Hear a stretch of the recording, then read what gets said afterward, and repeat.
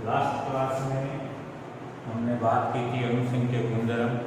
4 अणुसंख्यक गुणधर्म किए थे हमने,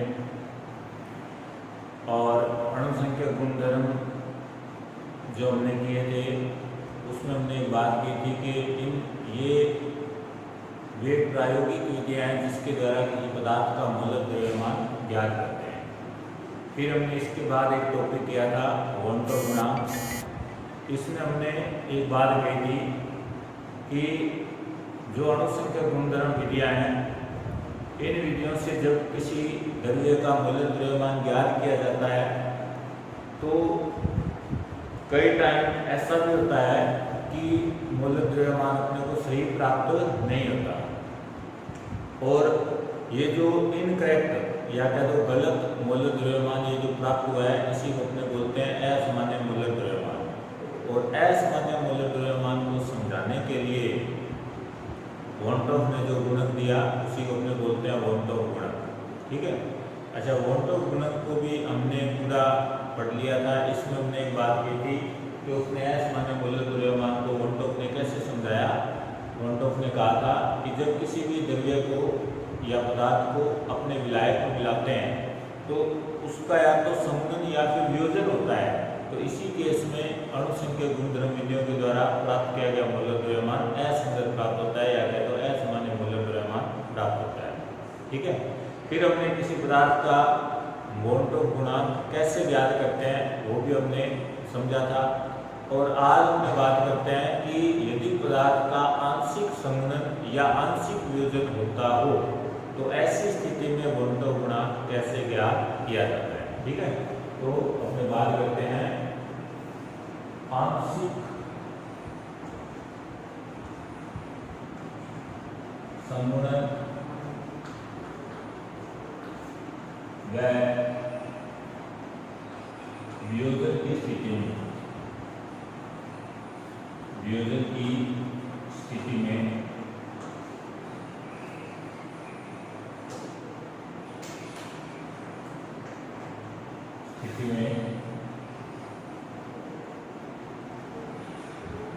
वोल्टॉफ गुणक हो जाए।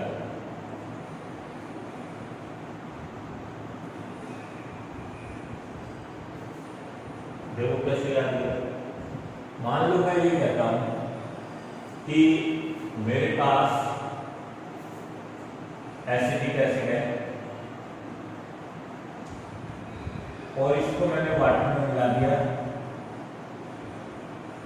और वाटर के अंदर ये चेंज हो गया डायमर की फॉर्म में, जैसा कि आप जानते हो इस प्रकार चेंज हो जाता है।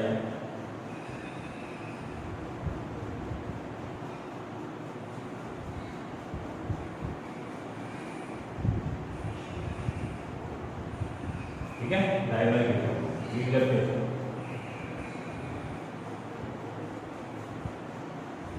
ठीक है, मतलब इसके 2 कण होंगे तो कण हमने को एक ही प्राप्त होगा। यदि मैं इसका ये कहता कि यदि इसका 100% संघनन होता, संघनन चाहिए, तो इसका वोल्टॉफ गुणांक कितना होता? I बराबर क्या होता है? संघनन से पूर्व लिए मोलों की संख्या कितने लिए मोल हमने 2, प्राप्त कितने हुए 1 मोल, वोल्टॉफ गुणांक कितना हो गया 0.5%। ये तो किसकी स्थिति में हो गया? 100% संघनन की स्थिति, संघनन की स्थिति। ठीक है, लेकिन मान लो मैं ये कहता कि यदि इसका 50% संघनन होता तो वोल्टॉफ गुणांक क्या होता? तो देखो 50% संघनन की स्थिति में अब मैं बात कर रहा हूं 50% इसका संघनन होता, 50% संघनन होता होगा। तो देखो 50% संघनन का क्या है? बोले जितने कण आपने लिए हैं ना उनमें से आधे पार्टिसिपेट कर रहे हैं और आधे पार्टिसिपेट नहीं कर रहे हैं। ये तो होता है 50% का क्या है? जितने हैं उनमें से आधे पार्टिसिपेट करेंगे और आधे पार्टिसिपेट नहीं करेंगे। अच्छा, मान लो अज्यूम करो कि मैंने इसके 100 कण लिए, है ना। अच्छा, यदि पूरे के पूरे पार्टिसिपेट करते हैं तो ये कितने बनते 50, क्योंकि 2 लिया तो 1 बनेगा, 2 लिए तो 1 बना, तो जब 100 लेंगे तो कितने बनेंगे 50, है ना। अब मैं ये कहूँ कि 50% संगमन होता होगा, मतलब 100 में से 50 को भाग ले रहे हैं, तो 50 भाग नहीं ले रहे हैं, तो 50 भाग ले रहे हैं, 50 भाग ले रहे हैं, तो बनेंगे कितने 25, है ना। अच्छा, वोल्टो गुणांक क्या होता है, वोल्टो गुणांक दिए गए मूल्यों की संख्या, आपने कितने लिए थे आपने 100, बन कितने गए, तो देखो 25 तो ये बन गई प्लस, और 100 में से 50% संगमन हो गया, मतलब 50 का इसके रह गए, मतलब टोटल कितना है 75 अपॉन कितना आ गया 0.75, है ना। ये है 50% संगमन की स्थिति में वोल्टो लगेगा कि ऐसे आप 100 मान के और आप निकाल सकते हो। जैसे मैं आपको एक एग्जांपल देता हूँ, मान लो मैं ये कहता कि वोल्टो गुणांक आपको ज्ञात करना है, और मान लो मैं इस बार कहता हूँ 40% संगमन होता है ना, ये 40%, आपने 100 पढ़ ली, कितने लिए दिया, आपने कहा 40% संगमन होता है ना, मतलब 100 थे, उनमें से 40 तक पार्टिसिपेट कर रहे हैं, जैसे 40 पार्टिसिपेट करेंगे तो बनेंगे कितने 20, है ना। तो जब मैं बोलता है 2 से 1 बन रहा है, 40 से कितने बनेंगे 20, अच्छा कितने बन गए 20 बन गए, और कण यहाँ कितने पड़े हैं 40, 100 में से 40 गए, मतलब 60 अभी भी पड़े हैं, है ना। 80 बटा 100 कितना है 0.40% संगमन की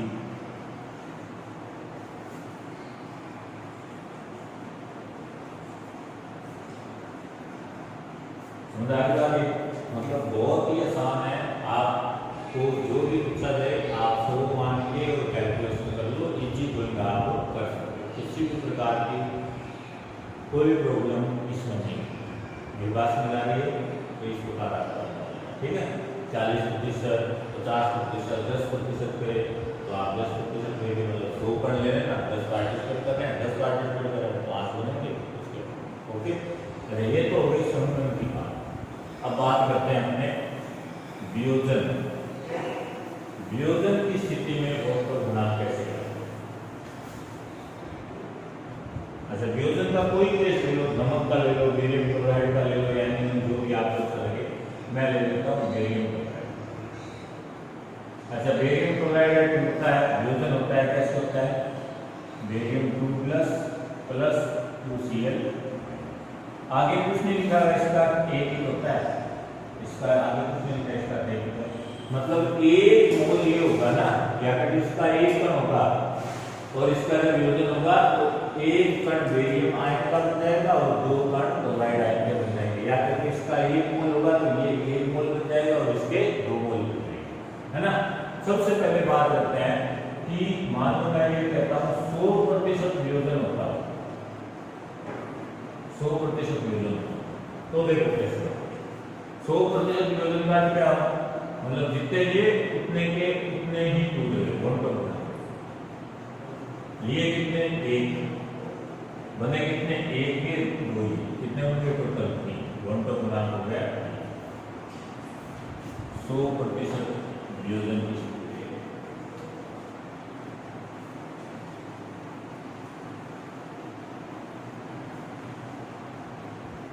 क्लियर। अच्छा, मान लो मैं ये कहता कि इसके अंदर 50% वियोजन होता है, 50% वियोजन का क्या है, मान लो मैं ये 100 ले रहा हूँ तो 50 कण टूटते हैं, है ना।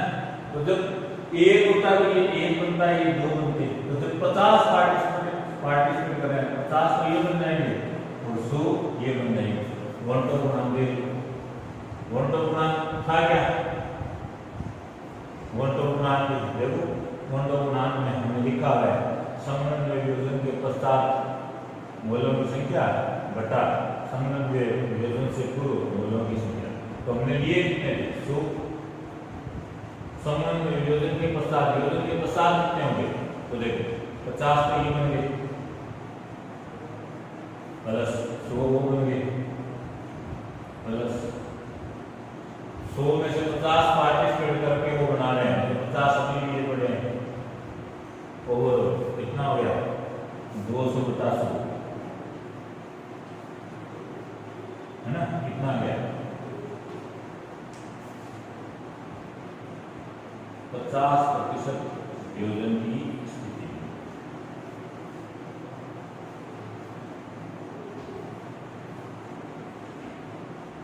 क्लियर?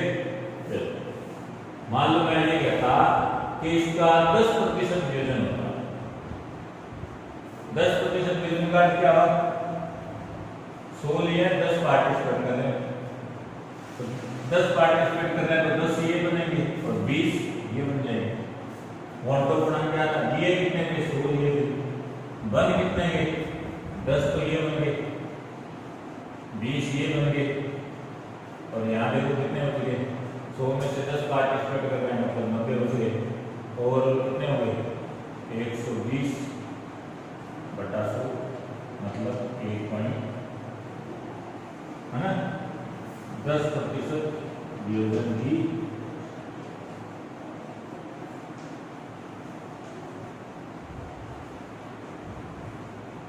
क्लियर?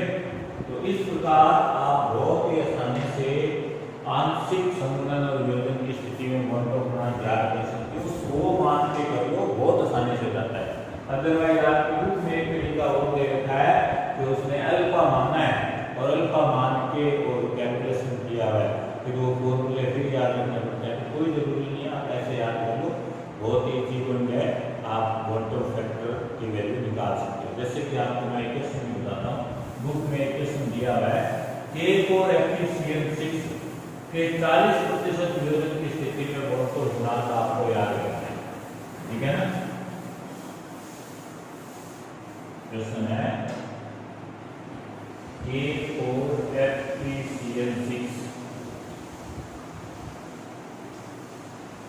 के 40%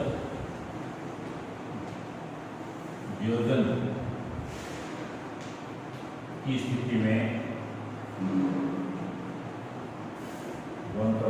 लास्ट में बुक के एकदम लास्ट में ये क्वेश्चन है, ठीक है। मतलब क्वेश्चन इतना नहीं है, इसमें मतलब 40% वियोजन दे रखा है और भी डाटा आपको दे रखा है और फाइनली आपको मूल्य तुल्यमान से रिलेटेड कुछ पूछा गया ऐसा, ठीक है। तो आपको वहाँ पे मोनोटोन गुणांक की जरूरत पड़ती है।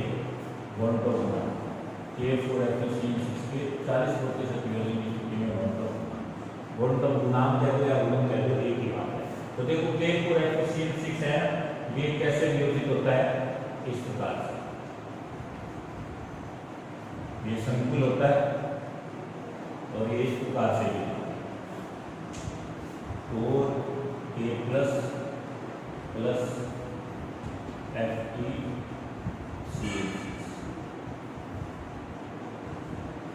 ठीक है, FeCl6 इस प्रकार से टोटल 5 आयन मिल जाते हैं, 4 पोटेशियम आयन और 1 संकुल आयन, है ना।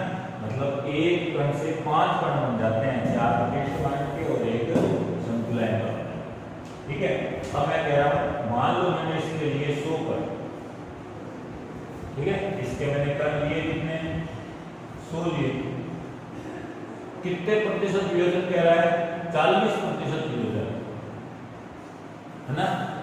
तो देखो 40% वियोजन, यदि ये एक कण होता तो ये 4 बनते और ये 1 बनता। तो जब ये 40 है, ठीक है, तो ये कितने बनेंगे, ये देखना भैया 1 है, 1 से 4 बन रहे हैं मतलब 4 बन, तो 40 से भी कितने बनेंगे 4 बना रहे हैं, है ना। तो 40 का 4 गुना करोगे तो कितना आ जाएगा 160, है ना। 160 गुना तो ये होंगे, उसके बाद 40 ये बन जाएंगे क्योंकि 40 का पार्टिसिपेट कर रहे हैं, तो जब 1 से 1 बन रहा है तो 40 से भी 40 बनेंगे, और जब 1 से 4 बन रहा है तो 4 गुना बन रहा है तो 40 से भी 4 गुना, 40 का 4 गुना कितना हो जाएगा 160, है ना। अच्छा ओवरऑल कण बन कितने हैं, 40 कण तो इसके होंगे 60 कण हो गए प्लस यहाँ कितने कण बच गए 100 माइनस 40 60 कण ये कितना है ये आ गया मेरे पास में 260 बटा 2 क्लियर है। और ये मैंने कहा था वन टू फैक्टर की वैल्यू है यदि i बराबर 1 आ जाए इसका अर्थ है संगुणन पब्लिक वियोजन दोनों ही नहीं i की वैल्यू वन टू फैक्टर की वैल्यू 1 से ज्यादा आ जाए इसका अर्थ क्या होगा वन टू फैक्टर की वैल्यू 1 से ज्यादा है इसका अर्थ है वियोजन और i की वैल्यू यदि 1 से कम आ जाए इसका अर्थ क्या है संगुणन। ठीक है तो ये आपको ध्यान में रखना था। इसी के साथ ये हमारा सॉल्यूशन वाला चैप्टर सारा का सारा खत्म होता है। इस चैप्टर से रिलेटेड जितने भी पीछे क्वेश्चन दे रखे हैं आप क्वेश्चन करें और पुराने जो बच्चे हैं उनकी कॉपी लेके और आप नोट्स बना लें। कोई भी डाउट है तो आप उन डाउट्स को एक बार जो है उनको नोट करके रखें अंडरलाइन कर लें और जब भी ऑफलाइन क्लास होगी तो आपको डाउट है वो आपके क्लियर करें। ठीक है और नेक्स्ट क्लास में हमने नेक्स्ट चैप्टर स्टार्ट करते हैं मैं भी शायद थर्ड चैप्टर इलेक्ट्रोकेमिस्ट्री विद्युत रसायन हमने स्टार्ट करेंगे।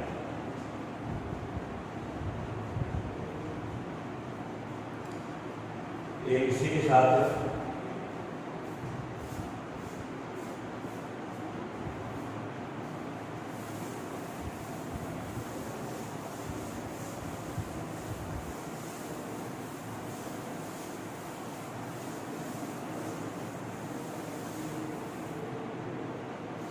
इसी लेसन के अंदर मैं एक आपको हेनरी न्यूटन का एप्लीकेशन और बता रहा हूँ उसको आप थोड़ा सा समझें। हेनरी न्यूटन ठीक है हेनरी न्यूटन हमने पढ़ा था कौन से टॉपिक में था हमारे पास ये था हमारे पास द्रव प्लस गैस द्रव गैस बंधन में हमने हेनरी लॉ पढ़ा था। क्या कहा था हमने कि मान लो कोई लिक्विड है ठीक है ये कोई लिक्विड है और इसके ऊपर कोई गैस है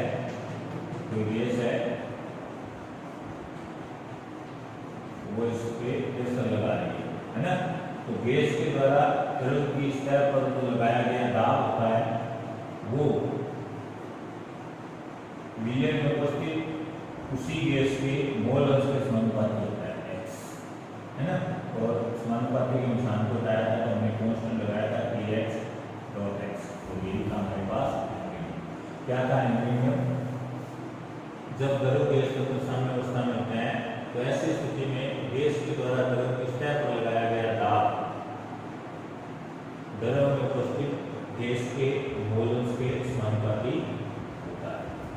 क्लियर है p समानुपाती x क्या है ये है मोल अंश गैस का मोल अंश जो कि इस द्रव गैस विलयन में उपस्थित है।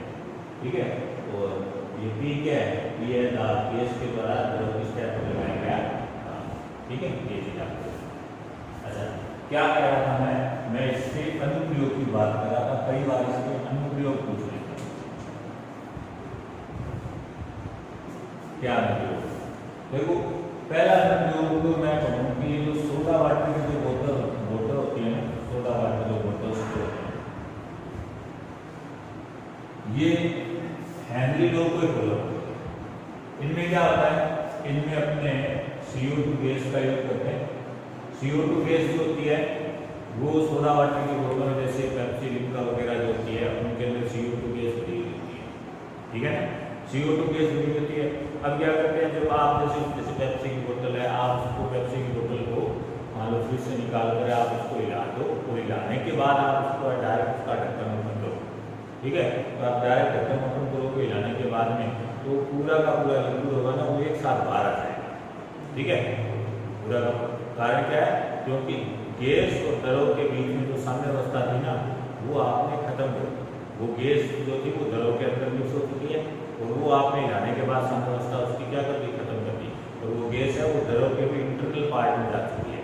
लेकिन जैसे हिलाने के बाद आप खोलते हो तो वो गैस होती है, वो स्वतंत्र होना चाहते हैं, इस कारण से वो द्रव को भी बाहर ले आते हैं। ठीक है, वही आप बोतल को हिलाओ मत, ठीक है, बोतल को हिलाओ मत, डायरेक्टली से निकालो, आराम से उसको खोलो तो लिक्विड, उसका जो अंदर का लिक्विड है वो बाहर नहीं आएगा डायरेक्ट। क्लियर है? तो अच्छा, अब यहाँ पे सोडा वाटर की बोतल बनाने में मैंने कहा हेनरी लो का एप्लीकेशन आया है। तो कैसे आया? पहले आप CO2 मिला दोगे तो होगा क्या भी, आपको पता है कि CO2 मिलाने से आपने अंदर जो है गैसीय वातावरण क्रिएट कर दिया। ठीक है, गैसीय वातावरण क्रिएट कर दिया तो उससे क्या होगा कि जो द्रव है जिसके अंदर सूक्ष्म जीव वगैरह पनपने, सड़ने करने से सूक्ष्म जीव पनपने की संभावना ज़्यादा रहती है ना, तो वो है लंबे टाइम तक सूक्ष्म जीव है उसके अंदर पनपते नहीं। ठीक है, तो ये उसके अंदर मतलब एक इन्वायरमेंट क्रिएट कर देते हैं CO2, जिसके कारण सूक्ष्म जीव होते हैं वो आसानी से पनप नहीं पाते। क्लियर है? देखिए, आप होता है कोई भी चीज़ बंद रहती है, ठीक है, उसको हवा वगैरह नहीं मिलती है तो उसमें फंगस सी आ जाती है, छोटे छोटे सूक्ष्म जीव उत्पन्न हो जाते हैं ना, तो ऐसे वो लिक्विड है। ठीक है, अब वहाँ पे मान लो उसको खुला वातावरण या हवा वगैरह नहीं मिलेगी तो वहाँ पे जो है सूक्ष्म जीव पनपने की संभावना रहती है और जिससे वो लिक्विड खराब हो जाता है। ठीक है, तो सोडा वाटर की बोतल बनाते हैं, इसमें CO2 मिलाते हैं ताकि उसके अंदर है सूक्ष्म जीव वगैरह है जल्दी से जाने पे और वो लिक्विड है लॉन्ग टाइम तक सेफ रहे, खराब हो जाए। अरे कई बार आप टीवी में भी देखते हो कि भाई ये जो सोडा वाटर की बोतलें हैं उनको पीने से लोगों की डेथ हो गई, ऐसे है ना, तो वो यही कारण होता है कि वो पुरानी बोतल्स होती है, उनमें CO2 होता है, वो धीरे धीरे जो होता है ना, क्योंकि थोड़ा बहुत लीकेज तो रहता ही रहता है। ठीक है, तो CO2 होती है वो धीरे धीरे उसमें खत्म हो जाती है और खत्म होने के बाद में क्या होता है वो सूक्ष्म जीव वगैरह पनपने लग जाते हैं फर्मेंटेशन से। ठीक है, और फिर वही सूक्ष्म जीव वाला वो जो लिक्विड है वो पी लेता है तो उसके अंदर डाइजेशन का प्रॉब्लम वगैरह होता है और फिर डेथ भी हो जाती है। ठीक है, तो एक तो ये हो गया। दूसरा इसी का एप्लीकेशन मैं कहूँ हेनरी लो का और एप्लीकेशन कि ये जो गोताखोर होते हैं, जो डाइवर्स होते हैं, जो समुद्र में गोता लगाने वाले होते हैं, समुद्र का जो धरातल होता है, जो पार्ट होता है, तंगा होता है, उस तक जाते हैं। ठीक है, तो वो जो गोताखोर होते हैं, डाइवर्स होते हैं, उनको आपने देखा होगा कि वो डाइवर्स से गोता लगाते समय उनके पीछे एक गैस की टंकी होती है ना, तो वो जो गैस की टंकी होती है ना उसको हीलियम टैंक नाम देते हैं। तो वो हीलियम टैंक का उपयोग करते हैं। हीलियम एक्चुअली में नाम जरूर उसका हीलियम टैंक रखा है, लेकिन उसमें भी ज़्यादा जो क्वांटिटी होती है वो नाइट्रोजन की ही रहती है। ठीक है, तो वो हीलियम टैंक का यूज़ किस लिए करते हैं? अच्छा, उसके अंदर नाइट्रोजन होती है, उसमें नाइट्रोजन होती है, ऑक्सीजन होती है और हीलियम होती है। मैं ये कहूँ मैक्सिमम यही होता है, नाइट्रोजन होती है और हीलियम जो होती है वो 11.something% होती है, मतलब 11% कह लो अप्रोक्सीमेट। ठीक है, और ये जो होती है नाइट्रोजन होती है ये 78 के अप्रोक्सीमेट, मतलब ये ज़्यादा होती है, 78 है या 72 ऐसा होता है, मतलब मैक्सिमम इसकी मात्रा होती है और हीलियम की 11% होती है ना, हीलियम टैंक बनाते हैं। तो ये हीलियम टैंक करता है, ये हीलियम गैस करती क्या है? तो देखो जो डाइवर्स होते हैं जो वो नीचे जाते हैं, गहराई में जाते हैं, तो गहराई में आपको पता है दाब ज़्यादा होता है ना, गहराई में क्या होता है दाब ज़्यादा होता है, दाब ज़्यादा होता है मतलब जैसे जैसे गहराई में जाते हैं तो जो ब्लड की जो वेसल्स होती है, ठीक है, उसके अंदर ऑक्सीजन की सप्लाई तेज हो जाती है, ऑक्सीजन की सप्लाई होती है वो तेज हो जाती है। ठीक है, डाइवर्स जैसे जैसे नीचे जाएगा तो उसकी ब्लड वेसल्स के अंदर, ब्लड के अंदर जो ऑक्सीजन की सप्लाई होगी ना वो तेज हो जाएगी, है ना, क्योंकि गहराई में दाब क्या होता है ज़्यादा होता है। लेकिन वो डाइवर्स जैसे ही ऊपर आता है, ठीक है, तो ये ऑक्सीजन गैस होती है ना वो उतनी तेजी से वापस बाहर में निकलती है। ठीक है, वो बाहर निकलती है तो उसके कारण क्या होता है कि ये जो ब्लड वेसल्स होती है ना इसके चिपकने का डर रहता है, ऐसे इसके चिपकने का डर है। ठीक है, तो ये जो चिकित्सीय अवस्था होती है ना इसको बोला जाता है बैंड्स, और ये इतनी घातक होती है कि कई बार डाइवर्स गोताखोर की डेथ भी हो जाती है। ठीक है ना, तो ये बैंड्स पूछे जाते हैं, ये बैंड्स क्या होते हैं तो ध्यान में रखना है कि जो गोताखोर होते हैं जब वो गहराई से वापस ऊपर की ओर आते हैं, ठीक है, तो दाब की कमी होने के कारण होती है उनकी जो हृदय कोशिकाएं होती है वो पिचक जाती है और इस चिकित्सीय अवस्था को बैंड्स कहते हैं। और इसी चिकित्सीय इससे अवस्था, इस बैंड स्थिति से बचने के लिए ड्राइवर्स क्या करते हैं, जो हीलियम टैंक का उपयोग करते हैं, क्योंकि हीलियम टैंक में हीलियम गैस होती है और ये क्या होती है, हल्की होती है और ये हल्की होती है। तो आपको पता है जो हल्की गैस होगी वो न तो तेजी से घुलेगी, ठीक है, और न तेजी से उससे फ्री होगी, है ना। तो हीलियम गैस जो है वो इसके साथ में मिक्स होती जाएगी और हीलियम हल्की होने के कारण क्या होगा, तो जल्दी से यहाँ से रिमूव भी नहीं होती है, इसके कारण से ऑक्सीजन के रिमूव होने की रेट को क्या कर देता है, कम कर देता है, ठीक है। तो ये हीलियम जो होता है इसी ये यूज किया जाता है ताकि जो दाब है वो मेंटेन बना रहे और ये चिकित्सीय अवस्था न हो, ठीक है। दिल को सिखाया वो कुछ के नहीं, ठीक है। अच्छा, उसके बाद में एक और मैं आपको एक और, ये सेकंड हो गया बैंड चिकित्सीय अवस्था, जो अवस्था है बैंड से उससे बचने के लिए। थर्ड एक और आपको मैं बताऊँ, ये भी इम्पोर्टेंट है, एनोक्सिया। ये एनोक्सिया वर्ड है, ये इम्पोर्टेंट है, एक बात पूछ लेते हैं एनोक्सिया क्या है, एनोक्सिया, ठीक है। तो इस एनोक्सिया से बचने के लिए भी क्या करते हैं, हीलियम टैंक का ही उपयोग करते हैं, जो कि हेनरी लोग पे ही है। क्या होता है एनोक्सिया, आपको पता है जो पहाड़ी क्षेत्र होते हैं, ऊंचाई वाले क्षेत्र होते हैं, तो वहाँ पे दाब की कमी होती है। जैसे जैसे ऊंचाई पर जाएंगे तो दाब की कमी आएगी, ऑक्सीजन की कमी आएगी, है ना। तो पहाड़ी क्षेत्र में क्या होता है, ऑक्सीजन की कमी होने के कारण क्या होता है कि वहाँ पहाड़ी क्षेत्र में रहने वाले जो लोग होते हैं उनके सोचने की शक्ति वगैरह जो होती है ना, वो थोड़ी कम होती है, ठीक है। मानसिक रूप से भी थोड़े उनमें तनाव होता है, ठीक है। और ये जो स्थिति होती है मन बुद्धि का ये जो लक्षण होता है, ठीक है, तो इसी लक्षण को अपने एनोक्सिया के नाम से जानते हैं, ठीक है। और इससे बचने के लिए भी जो है वो अपने हीलियम टैंक का उपयोग कर सकते हैं, ठीक है। ये एनोक्सिया बड़ी आदमी है, उसमें पहाड़ी क्षेत्र में रहने वाले लोग ऑक्सीजन की सप्लाई या फिर ऑक्सीजन की कमी होने के कारण उनमें वो मानसिक रूप से कमजोर होते हैं और इसी को क्या बोलते हैं, एनोक्सिया, ठीक है। ये 3-4 एप्लीकेशन है जो आपको बुक में दिए हुए हैं के अंदर, ये आपको याद। अच्छा, एक और है बुक में, एक चीज और दे रखी है, हेनरी नियम का लिमिटेशन दिया है, सीमाएं। बोले हेनरी नियम है कब लागू हो सकता है और कब लागू नहीं हो सकता है। तो हेनरी नियम लागू होने के लिए एक ये भी होता है कि जो गैस द्रव तंत्र है ना, ये दोनों आपस में रासायनिक अभिक्रिया नहीं करने चाहिए, है ना। इस गैस का द्रव में न तो संवहन होना चाहिए न वियोजन होना चाहिए। गैस के द्वारा द्रव किस टाइप पर लगाया गया दाब है ना, वो यूनिटी आवश्यकता से अधिक हो, अधिक भी नहीं होना चाहिए, है ना, मतलब एप्रोक्सीमेट साम्यावस्था के अंदर रहना चाहिए।